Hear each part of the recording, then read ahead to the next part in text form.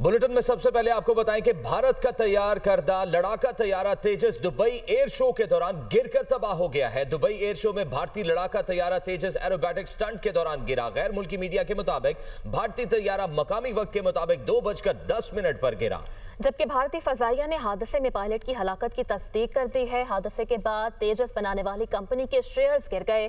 भारत में aeronautic company के shares में 2.62% कमी हो गई है, जबकि भारतीय लड़ाका तैयारे तेजस के तबाह होने से भारत की नाकामी दुनिया के सामने आ गई है।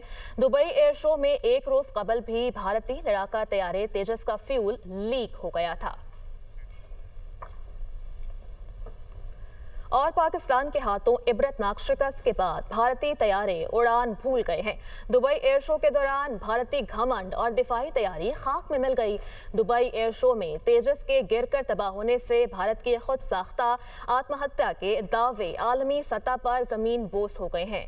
$83 बिलियन के दिफाई बजट को जिस तब्दीली का जरिया करार दिया जाता था वो आखिरकार रनवे पर बिखरे हुए मलबे की सूरत में नजर आया। ये हादसा सिर्फ एक तैयारे का नहीं बल्कि भारतीय मुसल्लह अफवाज और उनके निजाम में मौजूद गहरे जवाल और पस्ती को पूरी दुनिया के सामने ले आया। भारतीय दावे, सियासी नुमाइश और मीडिया के तासुर चंद सेकंड में उस वक्त गिरे जब तैयारा जमीन से टकराया। जिस चीज को भारत मकामी सलाहियत का सबूत बनाकर पेश करता रहा उसने दर हकीकत इदारा जाती कमजोरियों को जाहिर कर दिया। मयार, हिफाजत और जवाबदही को बरकरार रखने की मुकम्मल नाकामी। अमरीकी कांग्रेस की रिपोर्ट पहले ही हिंदुस्तानी दिफाई खरीदारी में करप्शन, अदम शफाफियत और सियासी मुदाखलत की निशानदेही कर चुकी थी।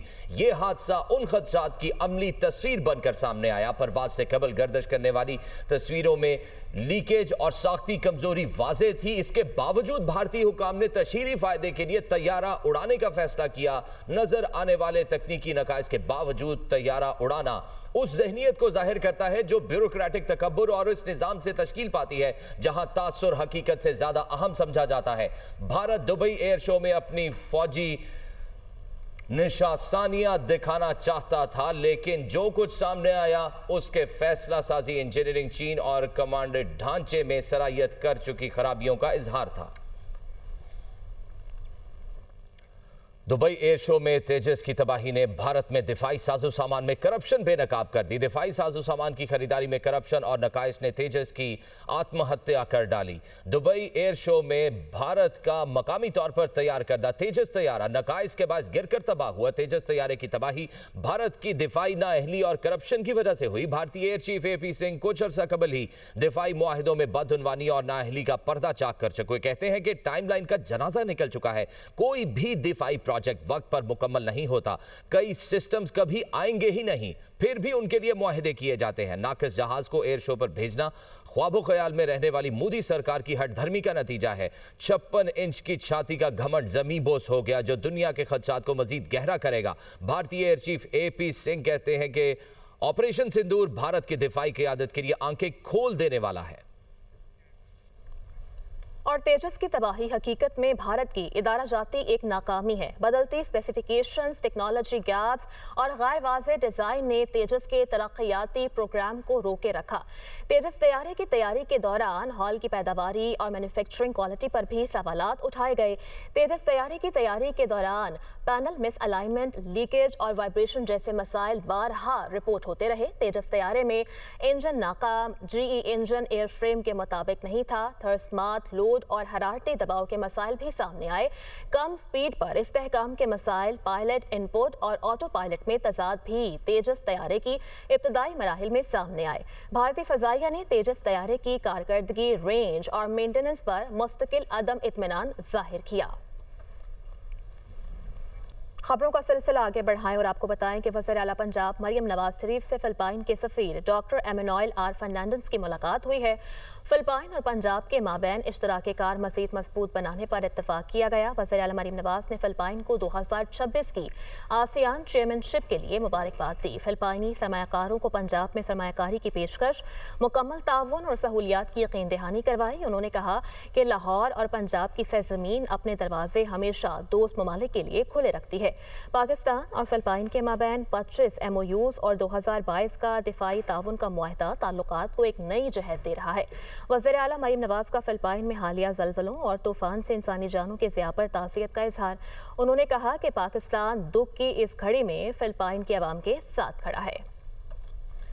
चेयरमैन PTI बैरिस्टर गौहर ने कहा है कि जजेस के इस्तीफों का मामला उनका जाती है। अदलिया के मसाइल को देखें और जज साहिबान किसी भी पोजीशन से इस्तीफा ना दें। अवामी एहतजाज, सियासी जदोजहद और चैलेंज से 26वीं और 27वीं तरमीम खत्म होगी और सुप्रीम कोर्ट वापस बहाल होगी।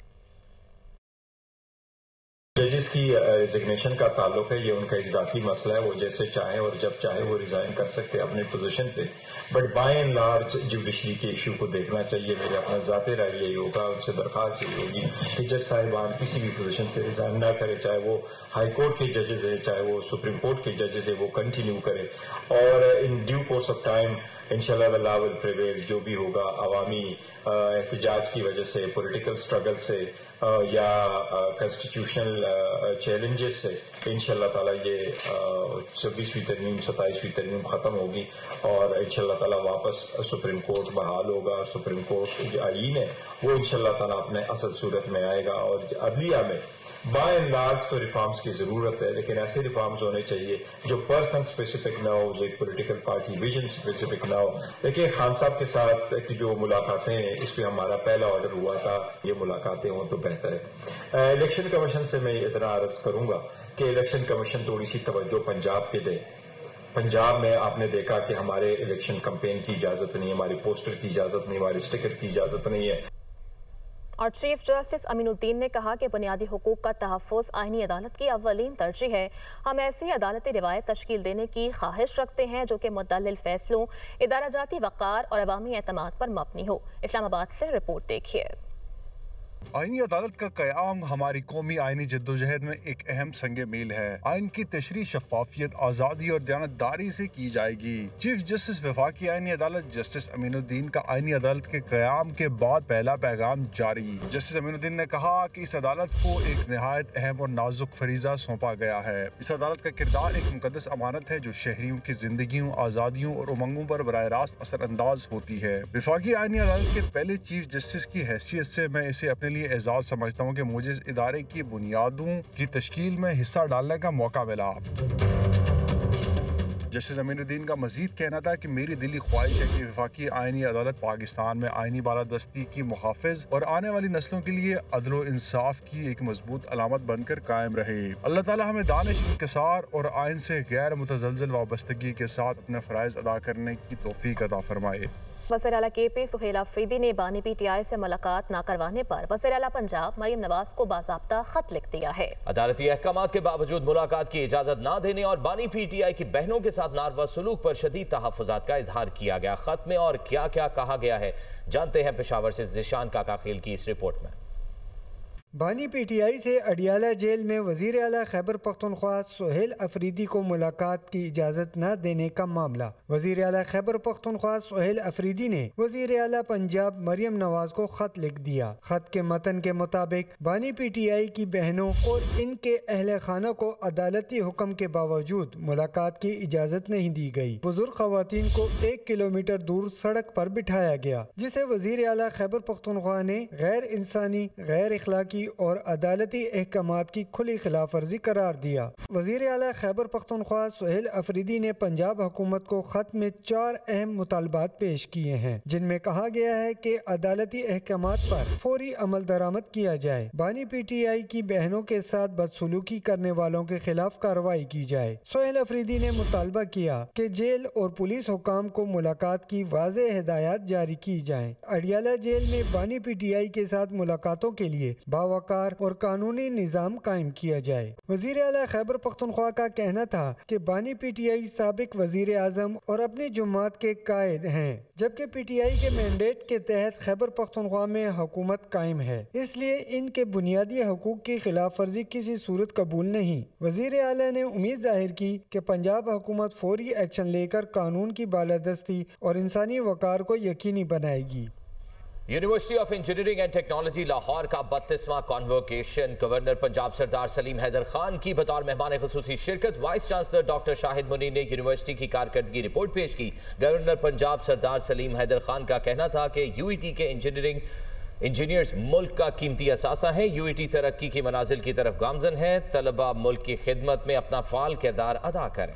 जबकि वफाकी हुकूमत और पंजाब हुकूमत की तरफ से यूईटी की माली सरपरस्ती काबिल सताइश है। उनका मजीद कहना था कि यूईटी के इंजीनियर्स की तैयार करदा एंटी स्मोक गन और वेल्डिंग रोबोट के मॉडल की तकमील एक अहम पेशरफ्त है।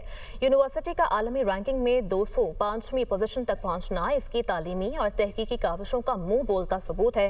उन्होंने मजीद कहा कि सिक्योरिटी फोर्सेज दहशतगर्दी के खिलाफ लाजवाल खिदमात अंजाम दे रही हैं। पाकिस्तान ने भारत के खिलाफ जंग जीत कर अपनी अस्करी बरतरी साबित की। आज आलमी सतह पर पाकिस्तान की बहादुर अफवाज की मिसालें दी जाती हैं। अब तक के लिए इतना ही। देखते रहिए दुनिया न्यूज़ HD।